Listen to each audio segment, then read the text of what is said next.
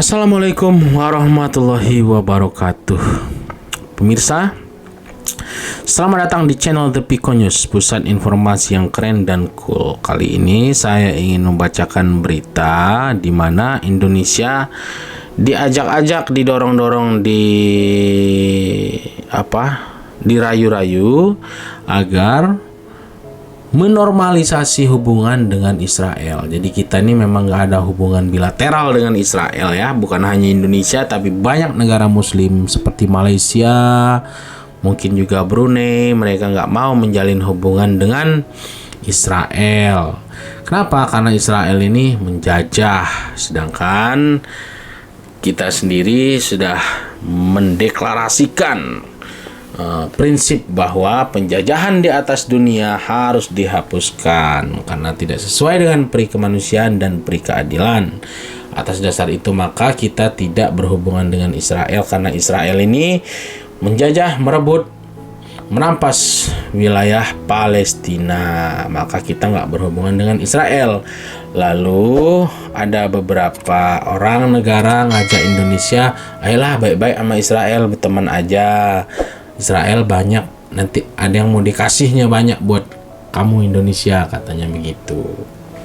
Maka Sindo News memberitakan di sini, dilansir oleh Sindo News, ini yang didapat Indonesia jika normalisasi dengan Israel. Jadi apa saja keuntungan yang bisa didapat oleh Indonesia jika menormalisasi hubungan dengan Israel. Saya bacakan beritanya. Upaya Amerika Serikat mendorong Indonesia untuk melakukan normalisasi hubungan dengan Israel mendapat sorotan dari pakar Washington. Para pakar mengulas apa yang akan diperoleh jika Jakarta menjalin hubungan dengan Tel Aviv. Baru-baru ini Menlu AS Antony Blinken dilaporkan mengangkat isu kemungkinan normalisasi hubungan diplomatik Indonesia dengan Israel dalam pertemuan dengan para pejabat di Jakarta. Si menteri ini kemarin ke Jakarta ya, dia baru ke Jakarta mungkin ngebahas ini. Menurut laporan di Axios dan Douala, pemerintah Joe Biden sedang mencoba untuk membangun kesepakatan Abraham era Donald Trump dan melihat melampaui Timur Tengah ke negara-negara terbesar yang tidak mengakui Israel. Indonesia, negara berpenduduk mayoritas Muslim terbesar di dunia, adalah salah satu negara yang coba dibawa oleh pemerintahan Trump ke dalam kesepakatan Abraham. Meskipun negosiasi terhenti pada saat masa jabatan Trump berakhir, para pejabat AS dan Israel membahas cara-cara untuk memperluas kesepakatan Abraham dalam beberapa bulan terakhir dan Indonesia telah muncul dalam konteks itu. Oh, ini panjang sekali ya. Apa saja yang ingin didapatkan, yang akan didapatkan oleh Indonesia?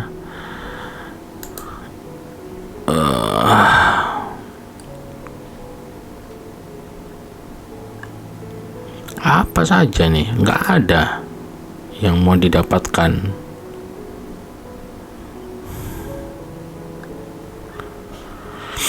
Ini nggak jelas ya pemirsa, beritanya ini katanya ini banyak yang bakal didapatkan oleh Indonesia jika baik-baik dengan Israel, tapi saya lihat di beritanya ini kok nggak ada apa uang atau kesempatan atau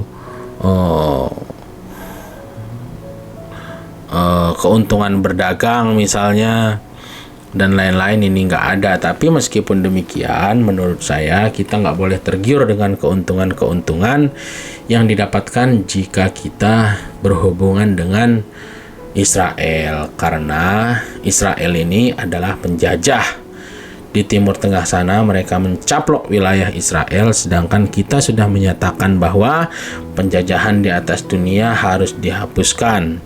Oleh karena itu, apapun alasannya, tidak boleh ada penjajahan di atas dunia ini oleh satu bangsa ke bangsa lain. Maka Indonesia harus menolak mentah-mentah hubungan diplomatik dengan Israel. Menurut saya begitu ya pemirsa.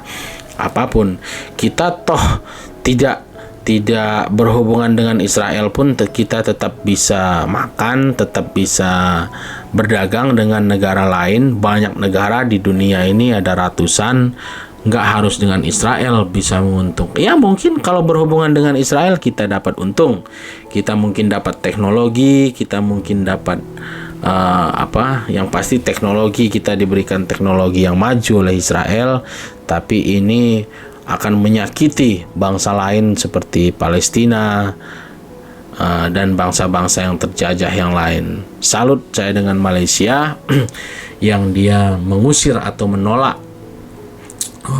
waktu itu perwakilan di bidang olahraga dari Israel ditolak, nggak bisa masuk Malaysia karena Israel adalah penjajah. Kita harus tegas seperti itu ya pemirsa, nggak boleh mencela-mencela, nggak boleh mengatakan tidak tapi sebenarnya iya, atau nggak boleh mengatakan iya tapi sebenarnya tidak. Kalau memang tidak, katakan tidak, dan harusnya memang tidak karena Israel ini penjajah.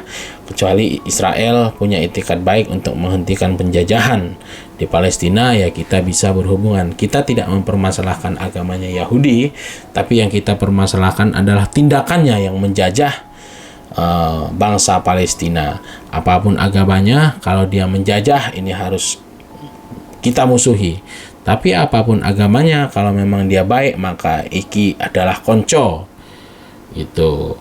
Jadi ya pemirsa, sebaiknya kita tolak mentah-mentah tawaran dari Amerika tersebut untuk berhubungan dengan Israel, karena Israel adalah penjajah dan mereka adalah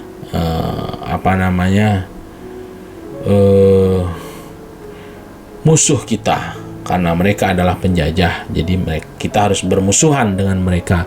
Kita harus tegaskan bahwa kita harus bermusuhan dengan Israel. Dan Indonesia juga harus lebih tegas lagi. Contoh, Amerika kamu masih mendukung Israel, mungkin saya akan bermusuhan juga dengan kamu. Kamu itu mendukung penjajah, saya harus bermusuhan dengan kamu. Jadi kamu lebih baik kamu berhenti berteman dengan Israel, atau kalau enggak saya nggak mau berteman lagi deh dengan kamu.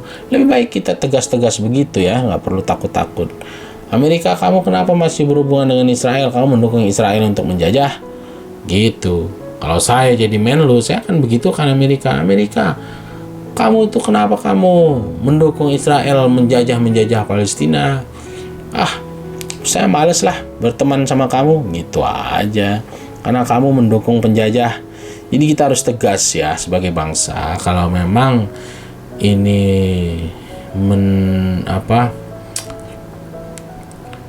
bertolak belakang dengan pendirian kita, dengan prinsip kita, harus kita tegas tolak gitu menurut saya ya pemirsa. Bagaimana menurut Anda? Apakah Anda setuju Indonesia bergabung dengan Israel, berteman dengan Israel dengan segala keuntungannya, dapat uang, dapat teknologi, ataukah tetap dengan prinsipnya, yaitu menjunjung tinggi nilai kemanusiaan dan bermusuhan dengan penjajah? Apa komentar Anda? Silahkan komentar di kolom komentar, lalu subscribe, like, dan share agar channel ini dapat memberikan terus informasi yang berguna bagi kita semua. Akhirnya saya ucapkan wassalamualaikum warahmatullahi wabarakatuh.